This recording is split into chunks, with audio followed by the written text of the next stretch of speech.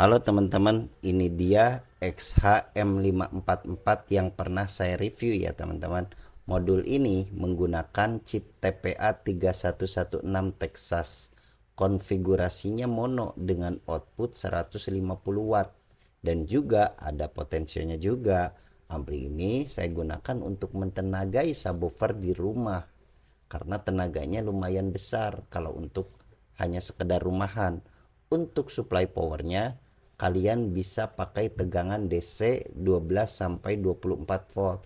Tapi kalau mau performanya maksimal, saya sarankan di 5 ampere. Lalu di sini terdapat input dari sumber musik. Mari kita coba pasang lalu kita cek sound ya teman-teman. Oke, seperti biasa teman-teman, saya menggunakan PSU dari Yamazaki ini ya teman-teman. Kita buka ya teman-teman, sedikit aja.